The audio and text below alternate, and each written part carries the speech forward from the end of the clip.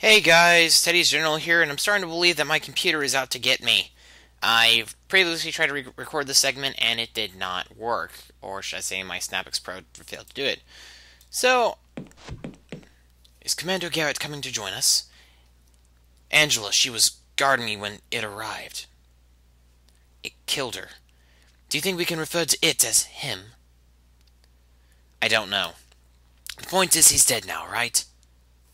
We're all okay now, aren't we? I don't know about that either.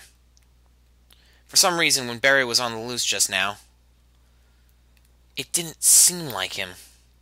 It looked a lot like him. No, I see what John's saying. It looked like Barry, but it wasn't him. Like something was controlling him. And let's not forget, Barry is dead. We don't know that. All John saw was a spacesuit, and that disappeared. I mean, the sensors never picked up more than 4 life forms on board. 3 after we lost Angela. Whatever that thing was, it had no life signs. This is getting very disturbing. Yes, but we're safe now, aren't we? Somehow I doubt it. Whatever made Barry rise from the grave may still be present. For caution's sake, I think we should get off the ship now. William, isn't there some rule about the ship's doctors being given the key to one of the escape pods? Bad one. Some regulation to do with medical emergencies? Yes, I have access to escape pod C. But surely you don't think it's necessary. It's just 3 more days until help arrives. William, in the last 3 days, half the crew has been wiped out. Okay. We'll take the pod. First, let the fuel in, warm up the engines, and run a system check. That'll take a few hours. We should all try to get some sleep. We'll get the hell out of here first thing tomorrow. Friday. First thing tomorrow.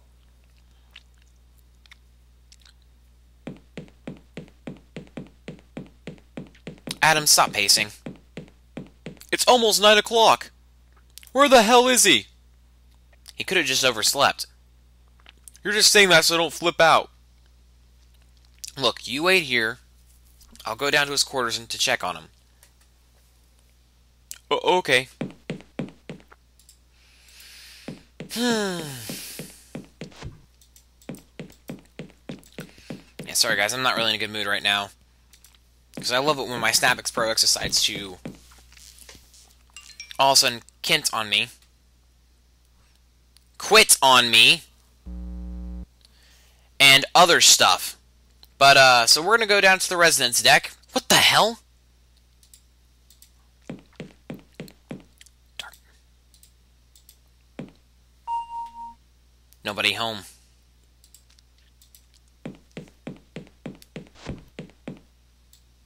Alright, so I'm assuming I do have to go up here and talk to Adam again, even though I really don't want to, because I know what to do. Talk. Adam? John? I'll be right back. Cool, so I guess I don't need to talk to him. Anyway, you can talk to him if you want to. Basically, what you end up doing is you end up asking him, how we can possibly get inside the door, yada yada yada. And he tells you that, you can access the thing from Barry's computer, but the only reason we can't is because we don't know the password.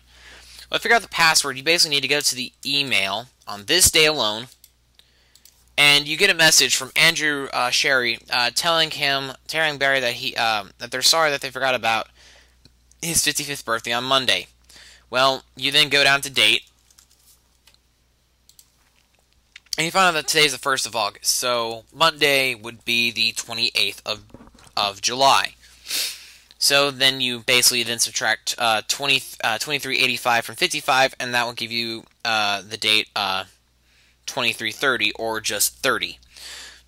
And then you basically right there you found out the captain's password. So then you type in captain, and then we need to enter the 6-digit override code, which you have to write, which is, of course, the 28th of July and 2330. Then you'll basically get these things. Just type in 2, and the residential deck security is now off. So now we can go down to the security and see if Adam is dead or not. Hopefully, I hope that psycho bastard's dead. I mean, there can't be anything bad behind this door now, can there? Oh my. Oh God! William, what have you done? There's the access card. Let's get out of here. Well, it seems our friend William has in depth. What the hell is he doing? I'm not touching anything in here. Looks like someone's been trying to stitch the body together from the parts of 3 different people. Wow. Wow, William. Let's get the fuck out of here before William discovers that we found his secret little killing grounds. I knew William was insane. I knew that I need to put him into a straitjacket. It just sucks that ships don't have amazing soft padded cells anymore. But hey, that's just sucks. But it's the future. You can't expect anything. So let's go and open the door and cue this long ass cutscene. I got the security card. Great, give it here. You should have seen William's room. It was body parts on every surface, blood all over the floor. Oh God, please, let's just forget it. I don't think William could be capable of such a thing. What other explanation is there? That locker. There is something evil in that locker. I know it. Oh, come off it, John. There is nothing in that locker but... Oh. But what? Nothing. No, you were going to say something. What was in the box, Adam? I can't, John. You opened the box. I'm so sorry, John. Why? Had this awful dream. Something in the box had killed us all. You had the exact same dream, too. And when I woke up, I was so terrified. But it was a dream. I said to be sure to get a good look inside the box, make sure it was harmless. I just couldn't have slept before I did. What was in it, Adam? That's the weird thing. No human remains at all. There was a welding mask, a leather apron, and a machete. And a funny little wooden doll thing. Great. There's a letter lying on top of it all. Good job, Adam. You unleashed John DeFoe. To whom it may concern. If you're reading this and the box has been opened, then you must understand that you are in extreme danger. Immediately after reading this letter, seal the box shut again and flush it back into space. Kinda like how I told you guys to do from the get-go. The evil must not be released upon mankind again. At the time of writing, I'm an agent of a joint MI5-MI6 operation called the Special Talent Project. Details of my post here should be on record with the British Secret Services.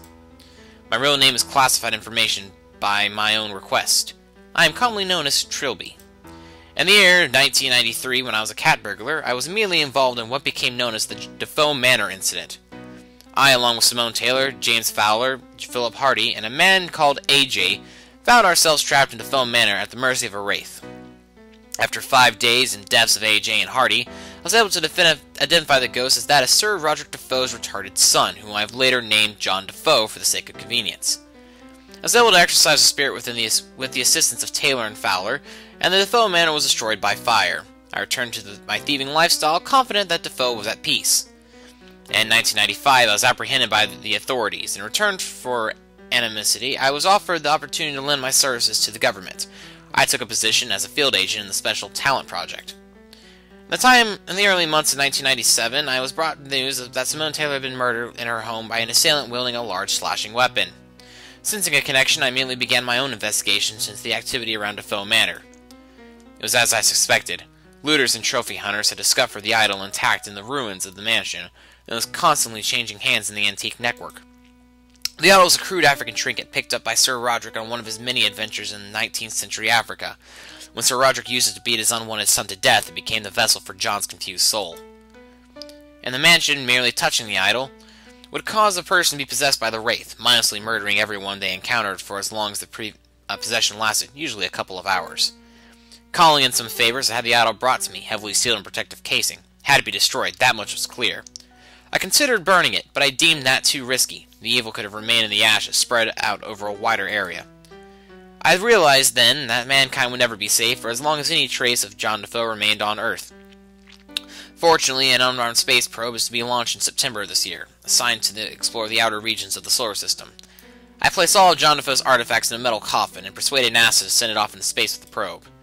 As soon as it finished the letter, I will seal it into the coffin with everything else and have it packaged shipped to Cape Carnival. I remain confident that this will ensure that John DeFoe's remains are exiled from human race for the rest of time. However, the fact that you're reading this and presumably understanding this document indicates that my confidence was misplaced. Please, no matter what year it is or how advanced you believe you are, do not attempt to combat John DeFoe. He cannot be destroyed by conventional means or reasoned with on any human terms.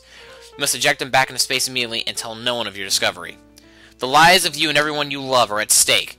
The decision you make now you'll have to live with forever. You read the letter. Why didn't you shoot the box back into space? I didn't think it was for real. And how would I have explained that to the captain? For God's sakes, Adam. Besides, I didn't touch anything else in the box. I just closed the box and left everything how it was and went back to bed. Do you really think I caused all this? No, Adam, I don't.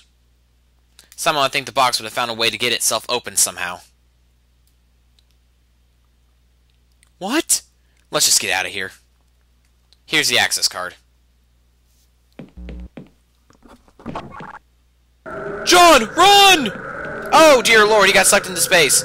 Anyway, you quickly need to hit the lever. Somehow he reaches it. I don't know how, but he does.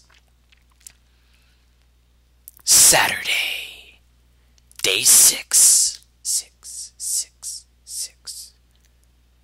Oh my God! William! What are you doing? Oh good, you're awake. I wanted to be able to apologize. For what, William? I'm really sorry about this, John. If there were any other option, you know I'd take it. But he needs your body parts. We're so very nearly finished and you'll be the last one. You forgive me, right, John? Of course I forgive you, William. I'm so glad. Alright, we're saving here because I might run out of time during this portion. Anyway, yes, this is day 6. This is another day in which we can die. Because day 4, 5, 6, and 7 is where you can die. A lot, even though day 7 is the one I hate the most. But we're going to go and save this one as finale.